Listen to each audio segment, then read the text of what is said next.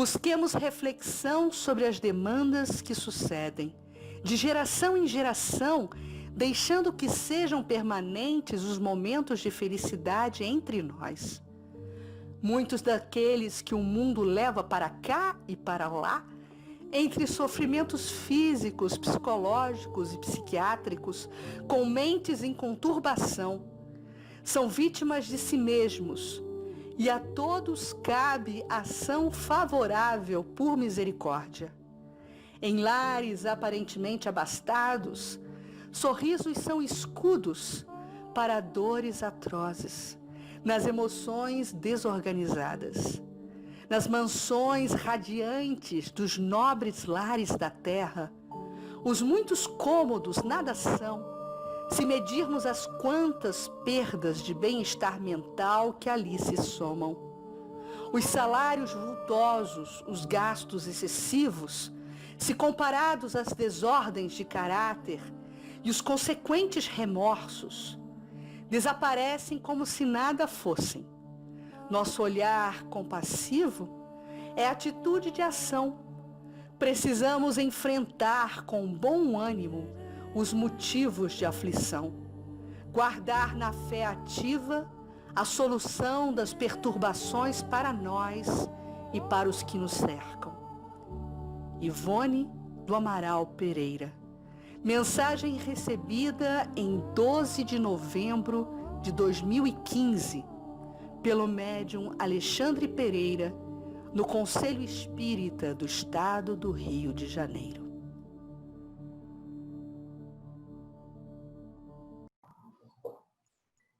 É um prazer estar aqui nessa casa tão querida.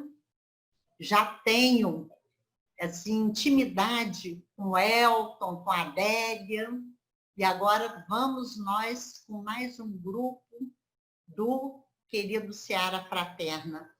E nesse momento em que estamos afastados, mas não isolados, porque a doutrina espírita nos une, e nós podemos, através dessas reuniões, desses encontros, irmos estreitando esses laços e nos fortalecendo. Então, o trabalho continua. Estamos desenvolvendo novas potencialidades, novas ferramentas para o nosso crescimento, na nossa evolução. Então, nós agradecemos muito a espiritualidade amiga, pedimos que os espíritos protetores dessa casa nos inspirem, nos amparem e a todos, para que consigamos passar essa mensagem e que ela chegue principalmente aos corações. Então, estamos estudando o Livro dos Espíritos. O tema que me foi dado, desdobramentos no sono. Está ali na segunda parte do Livro dos Espíritos, o capítulo do sono e dos sonhos, né, emancipação da alma, principalmente nas questões 400 a 412. É importante, importantíssimo esse estudo, porque até então os sonhos eram motivo de adivinhações. As pessoas, aqueles que tinham alguma capacidade, interpretavam e tinham algum poder por isso. As pessoas ficavam inquietas com os sonhos e não tinham conhecimento do que era. Allan Kardec, ao lançar o Livro dos Espíritos, em 18 de abril de 1857, ele desvenda para nós esses intrincados problemas do sono e dos sonhos. Ele vem perguntando paulatinamente aos espíritos o que é o sono, o que acontece durante o sono, o que são os sonhos, como interpretar os sonhos. Então, nós vamos tendo essas explicações à luz da doutrina espírita, clareando-nos no entendimento e tirando a influência que, eventualmente, adivinhos tenham para nos influenciar. Não, se sou eu com isso, é aquilo. Nós não sabemos. E nós vamos vendo ao longo dos estudos quantos sonhos tiveram interpretação que ajudaram no desenrolar dos acontecimentos. Primeiro, isso nós temos no Livro dos Espíritos, mas eu gosto muito do livro Iniciação ao Espiritismo, da Terezinha Oliveira. Por quê? A Terezinha Oliveira é de Campinas, já desencarnada, uma grande espírita, e tem um trabalho assim de uma forma muito simples. Ela escreve sobre assuntos complexos de uma forma que todos nós entendemos. Então, é fácil de nós estudarmos qualquer assunto que ela traga. E ela tem aqui exatamente o sono e os sonhos. Porque o sono nos dá um desligamento parcial da alma. O desligamento total ocorre só com a morte. Então, nós vamos, ao dormir, nós nos desligamos parcialmente, mas estamos ali ligados, pelo que os espíritos informam, principalmente André Luiz, aquele fio prateado que une o perispírito ao corpo que ali está. Então, o perispírito sai, ele tem liberdade de ação. Porque quando dormimos, os nossos laços físicos se relaxam. E nós vamos tendo experiências. Então, diz assim, o sono serve para recuperar suas faculdades espirituais, que muitas vezes a correria da vida, o contato com a matéria, não nos permitia. Por isso, recomendado, na hora de dormir, a preparação.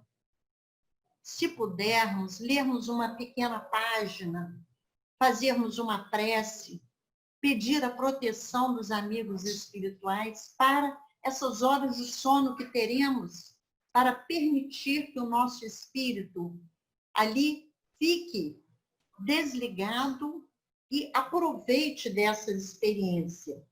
Também, outro objetivo, reconhecer-se como ser imortal e ver com clareza a finalidade da sua existência carnal. Então, ali, nós vamos nos percebendo como espíritos. Vamos percebendo que temos uma vida além da vida do corpo físico e tendo experiências que até podem nos possibilitar nos lembrarmos do passado, até de vidas anteriores, e também de prevermos coisas do futuro que nós vamos viver, e nós vamos ver aqui mais à frente, as várias finalidades do sono e o que são os sonhos.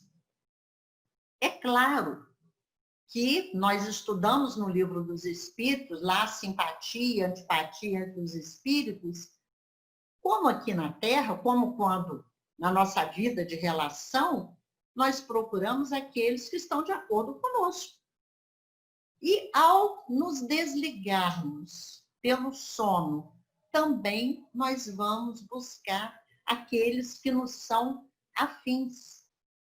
Podemos nos visitar, né? Que ela fala aqui, visitas entre vivos. Eu, às vezes, estou preocupada com uma pessoa, durmo e sonho com ela, e às vezes eu não estou nem pensando, e ela vem me visitar. É muito comum pessoas, no momento da desencarnação, irem visitar os seus entes queridos naquela despedida. E a Terezinha Oliveira diz para nós que, como nós sabemos, não nos lembramos da maioria dos nossos sonhos. Muitos dizem assim, eu não sonho, não lembro de nada, eu não sonho, mas os estudiosos dizem que todos nós sonhamos. O que acontece é que, muitas vezes, a memória não prevalece quando acordamos. Então, ela diz aqui por quê? Nada lembramos dessa vivência espiritual porque, durante ela, o cérebro físico não foi utilizado. E depois, no retorno ao corpo, a matéria deste, pesada e grosseira, também não permitiu o registro das impressões trazidas pelo espírito. Outras vezes, nós ficamos com a lembrança, com a sensação daquele sonho. A gente não lembra bem, mas a gente tem uma sensação, foi uma coisa boa, foi uma coisa ruim. Eu trouxe alguns exemplos. Em primeiro lugar, nós vamos ver no livro Obreiros da Vida Eterna, no capítulo 12 especialmente. Porque o livro Obreiros, que é da série André Luiz, ele trata de um trabalho que André Luiz participa, vem com a equipe, Jerônimo, André Luiz, Luciano e o Padre Hipólito, para auxiliar na desencarnação de 5 pessoas de bem. Então, são pessoas de diferentes denominações religiosas. Tem católico, protestante, tem espírita, e todos estavam ali sendo ajudados porque são pessoas de bem, merecedoras desse trabalho mais particularizado. E nesse capítulo que nós trouxemos os exemplos, chama excursão de adestramento. O que é? A equipe veio para ajudá-los a se desligar, para ajudar a encaminhá-los depois da desencarnação. Mas enquanto isso não ocorre, eles estavam se preparando. Então, esses espíritos foram levados à casa transitória de Fabiano, que serve aqui de ponto de referência para a equipe levar esses espíritos no desdobramento do sono e depois trazê-los de volta e, finalmente, quando desencarnarem, irem para lá até seguirem para outras regiões. Então, os 5 foram levados. E é interessante que cada um deles viu lá no mundo espiritual, para onde eles foram levados, foi para a casa transitória, aquilo que lhe ia na alma. O Cavalcante, que era um católico, uma pessoa muito boa, e ele estava assim, muito angustiado. Ele não estava preparado para a desencarnação, porque ele tinha algumas coisas pendentes. Então, ele, ao chegar lá, ele pergunta, mas isso aqui é o céu? Onde é que eu estou? E começa a se sentir angustiado, porque não tinha feito a sua confissão, não havia comungado. E diz assim, não posso enfrentar os vossos juízos com a consciência mergulhada no mal. Vemos o Dimas, que era um grande médium, uma pessoa que viveu menos tempo, porque gastou a vida no serviço ao próximo. Inicialmente, ele via os amigos espirituais, mas nesse momento em que ele foi levado, ele já estava mais desligado, já não estava percebendo tanto. E o que foi que ele viu no mundo espiritual? Ele viu um rio. Ele diz, que rio é este? Ah, tenho medo, não posso atravessá-lo, não posso. E eles vão acordar na carne depois, cada um na sua concepção. Nós vamos só fazer referência aqui a alguns. Olha, o Fábio, que era um dos que estavam mais tranquilos, era ele e Adelaide Câmara, o Aura Celeste, ele acordou com infinito conforto no campo íntimo, ou seja, aproveitou melhor aquela excursão. O Cavalcante, que está ainda naquela angústia, acordou na carne, pensando em recorrer à Eucaristia pela manhã. E o Dimas logo chamou a esposa, com a voz fraca, porque ele já estava realmente em processo final, ele vai ser o primeiro a ser desligado. Ele diz: vi-me à beira de um rio caudaloso e brilhante, que atravessei com auxílio de benfeitores invisíveis, chegando em seguida à grande casa cheia de luz. Mas ele sentiu uma sensação boa, apesar de que ele sentiu medo lá, mas ele tinha uma sensação boa. E falando com a esposa, ele dizia: eu gostaria de me lembrar, mas eu não me lembro de nada. Porque nós vemos que cada um vai aprender de acordo com a capacidade que já tem. O que eu já posso aprender, qual é a minha evolução espiritual nesse momento, a minha tranquilidade. O Fábio, que acordou com uma sensação melhor, ele já havia, inclusive, preparado os filhos pequenos, consciente do que estava para ocorrer. O Dimas não preparou a família. Então, os laços que o prendiam à família, a preocupação que ele tinha, criavam essa angústia.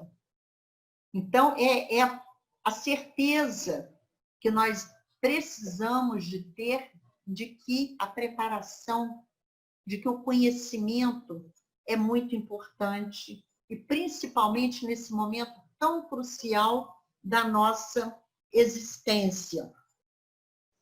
No livro No Invisível, Leon Denis tem assim alguns casos que ele narra. Eu vou tirar daqui só o do César, porque o outro eu vou tirar de outro livro, para nós irmos vendo as diversidades dos sonhos, das interpretações, de quem sonha e de quem interpreta. Então, ele fala de César. Nós sabemos que César foi assassinado. César, o imperador romano, bem dito, né? Temos que frisar, porque a gente pode pensar que César é algum conhecido, tão distante que está da nossa realidade. É César aqui, o imperador romano, o grande conquistador, que foi assassinado por Brutus, que era o seu filho adotivo.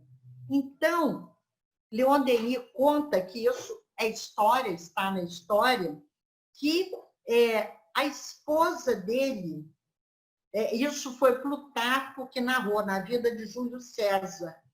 Calpurnia, a esposa de César, sonhou na véspera com ele, e ela presenciou o seu assassinato. E por quem?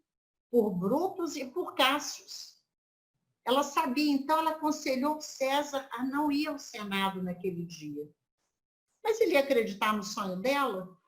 No sonho da mulher? Ai, que bobagem, né? Muitos consideram, mas isso é uma superstição, uma bobagem. Como é que eu, que sou uma pessoa tão racional, vou levar isso a sério? E nós estamos aprendendo, inclusive com essa situação, com essa pandemia, a levar mais a sério as nossas intuições, as nossas sensações e seguirmos. E eu tenho no livro O Significado Oculto dos Sonhos, do Lamartine Palhano Júnior. Ele analisa, é um livro fino, mas um livro bem interessante, em que ele vai analisando pormenorizadamente as características, as nuances do sono e dos sonhos. Então, aqui ele vem falar dos sonhos, em primeiro lugar, dos sonhos bíblicos. E José, filho de Jacó, é uma história que eu acho que a maioria de nós conhece. José era um grande sonhador e interpretava os sonhos também. Então, ele sonhava, enquanto estava com o pai, com os irmãos, ele sonhou em algumas ocasiões que os irmãos e o pai se curvavam diante dele, e como os irmãos tinham despeito dele, porque ele era o mais novo, era um irmão muito querido, debochavam, faziam pouco caso, e até que acabaram vendendo para mercadores, para viajantes. Saíram com ele e o venderam. Quando retornaram, disseram ao pai que ele havia caído no poço. Então o pai ali ficou naquela tristeza, mas caiu no poço, morreu e passou-se o tempo. Só que a terra de Canaã passou a sofrer. Não, a terra deles ainda não estava na terra de Canaã, ali, não, é Canaã mesmo. Passou a sofrer uma grande seca e ficou com falta de mantimentos e foram procurar no Egito. Nesse meio tempo, o que aconteceu no Egito? José chegou lá, aconteceram várias coisas, ele foi preso, ele decifrou o sonho de 2 prisioneiros e o faraó teve um sonho que ninguém dava uma interpretação que ele aceitasse, que ele considerasse razoável. Então disseram para ele: olha, você tem um prisioneiro aqui que sabe fazer isso. E José foi chamado. Então, qual era o sonho do faraó? Ele sonhou por 2 vezes. Diz assim: estava em pé junto ao rio. Quando subiam do rio, 7 vacas gordas e pastavam no prado. Depois subiam do rio 7 vacas magras e paravam junto às outras que já estavam ali. E as 7 vacas magras comiam as 7 vacas gordas. Depois ele dormiu novamente e sonhou outra vez. Agora, nesse sonho, eram 7 espigas de milho, cheias e boas. Mas havia também 7 miúdas que devoravam as espigas boas. E o José deu uma interpretação para esse sonho. O que foi que ele disse? Ele disse: olha, o sonho do faraó é um só. Então, os 2 sonhos repetindo com o mesmo significado. O que Deus há de fazer, notificou ao faraó. Quer dizer, no sonho, o faraó foi notificado, recebeu a informação do que iria acontecer ali naquela terra. As 7 vacas formosas são 7 anos. As 7 espigas formosas também são 7 anos. E o sonho é um só. As 7 vacas magras e feias à vista são 7 anos, como as espigas miúdas e queimadas do vento, que subiam depois, e queimadas do vento, que subiam depois. São 7 anos de fome. Então, o que significava? Haveria 7 anos de fartura e depois viriam 7 anos de penúria, de seca, de fome e de desolação. E José era um bom administrador, já havia aprendido, e o faraó, ele interpretando o sonho dessa forma, lhe deu a intendência da sua casa. E ele organizou tudo de modo a que, quando vieram os 7 anos da fartura, eles armazenaram, eles fizeram provisão dos bens da colheita para suprir os 7 anos de penúria. E os povos ao redor, sabendo que o Egito, apesar da seca e da penúria, estava bem, acorreram para lá.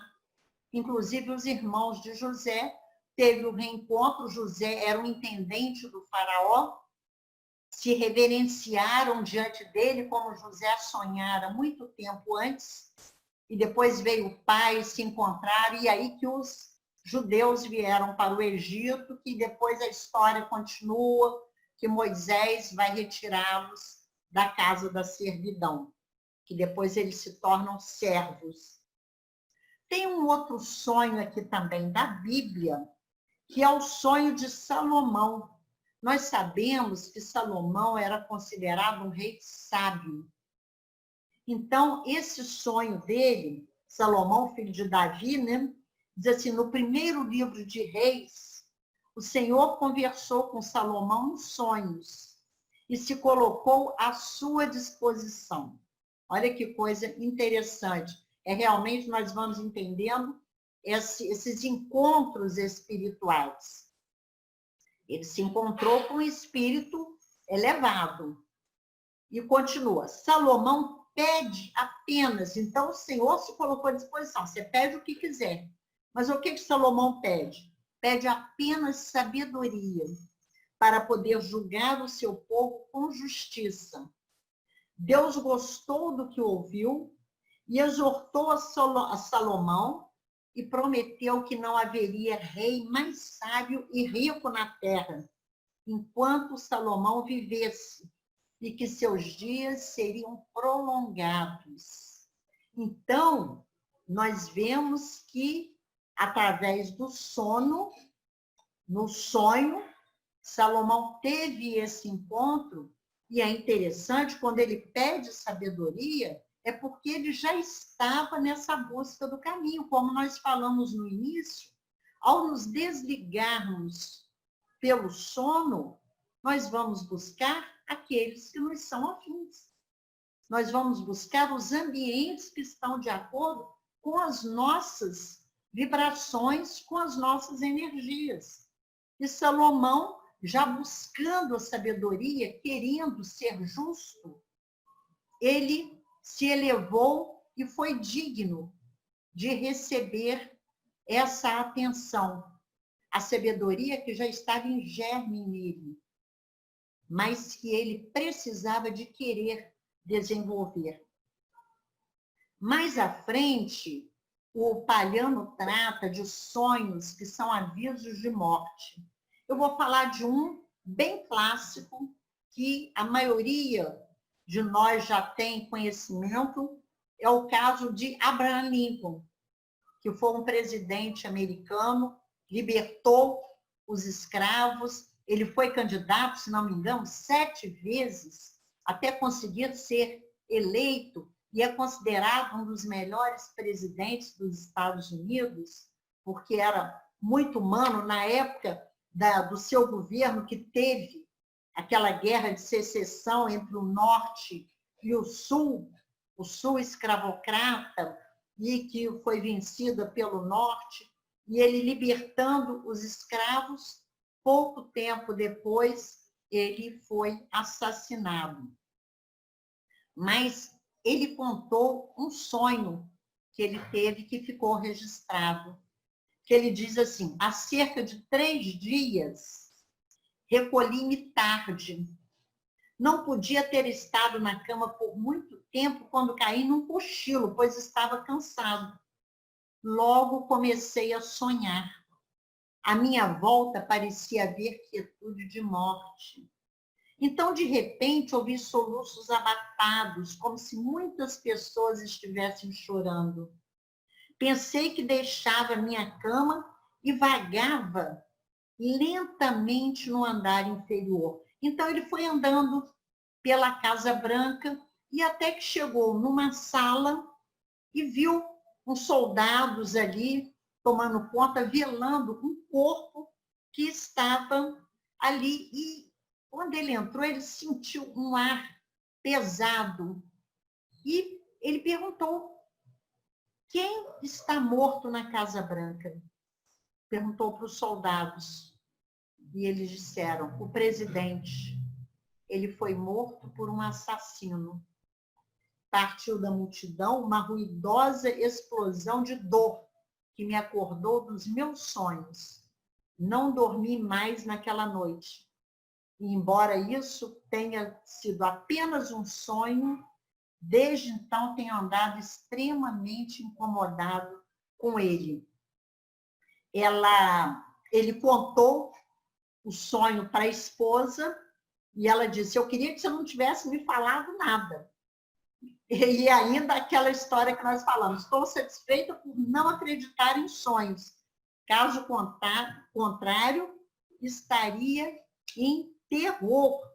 Então, nós vamos vendo que os sonhos servem também para nós como avisos, como encontros com os amigos, com aqueles que podem nos orientar, e também para recebermos avisos, como a Terezinha Oliveira fala, de fatos que podem se dar para que nós tomemos as precauções necessárias. Leon Denis, no capítulo 12 do livro No Invisível, ele também cita alguns casos, mas antes ele diz assim: o espírito de certas pessoas continua a trabalhar durante o sono e, com o auxílio dos conhecimentos adquiridos no passado, chega a realizar obras consideráveis. Então, veja só a observação que Leon Denis fez. Um auxílio de conhecimentos adquiridos no passado. Não é de uma página em branco que se tira eventualmente. A pessoa já tem um arquivo ali na sua memória. Trabalhando em cima daquele arquivo, se completa, se acrescenta mais coisas. Então, ele fala de Voltaire. Declara em noite ter concebido em sonho um campo completo da Henriade. É um poema épico de 1723, em homenagem a Henrique IV da França. Então, o próprio Voltaire declarou que ali no sonho, no desdobramento, ele teve essa inspiração, acordou, só teve o trabalho de copiar. La Fontaine, que também é um poeta francês, compôs sonhando a fábula dos dois pombos. Ele tem várias fábulas.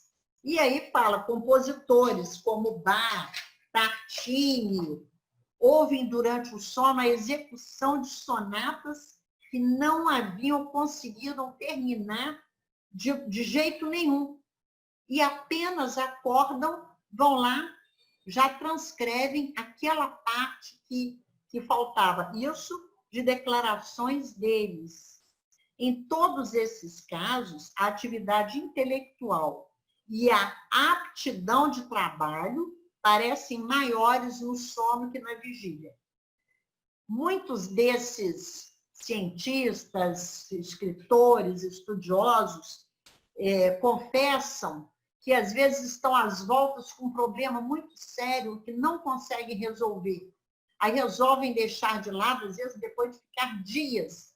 E ao tirar, às vezes, até um pequeno cochilo, aquela inspiração lhe vem. E ele consegue resolver o problema.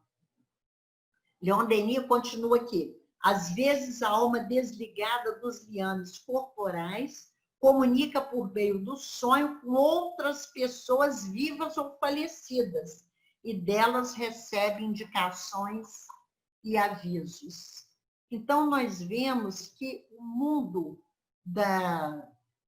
psíquico é vasto e nós não conhecemos a maior parte dele, porque isso tudo diz respeito ao nosso psiquismo. Não é apenas uma interpretação do sonho simples e direta, como foi no caso do Abraham Lincoln. O Abraham Lincoln não teve dúvida, não teve figura. José interpretou as figuras. Eram as vacas, eram as espigas de milho. Mas o Abraham Lincoln não.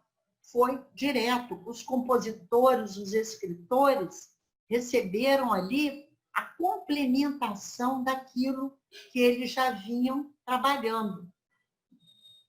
E para fechar os nossos casos, eu tenho aqui o livro O Sonho de Mendeleev,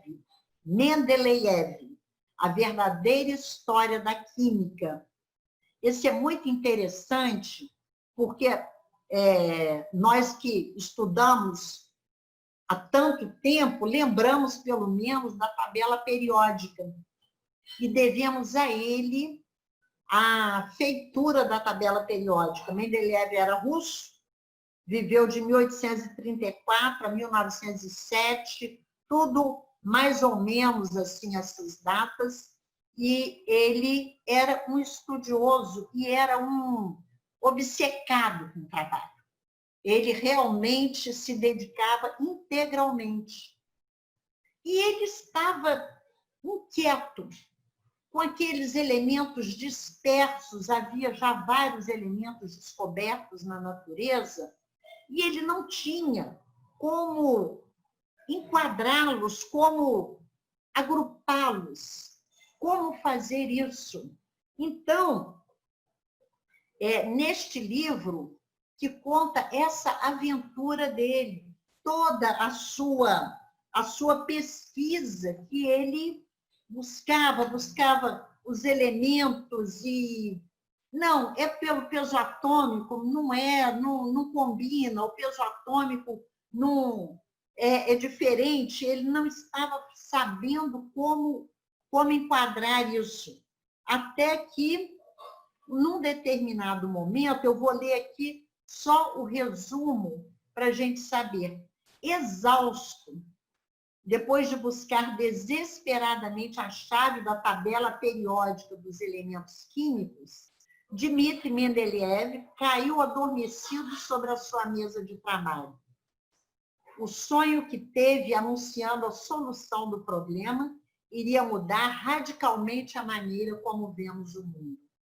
E aqui no livro narra que ele, no sonho, ele começou a ver a distribuição dos elementos com seus pesos atômicos e ali na tabela tudo colocado e ainda prevendo elementos que ainda seriam descobertos.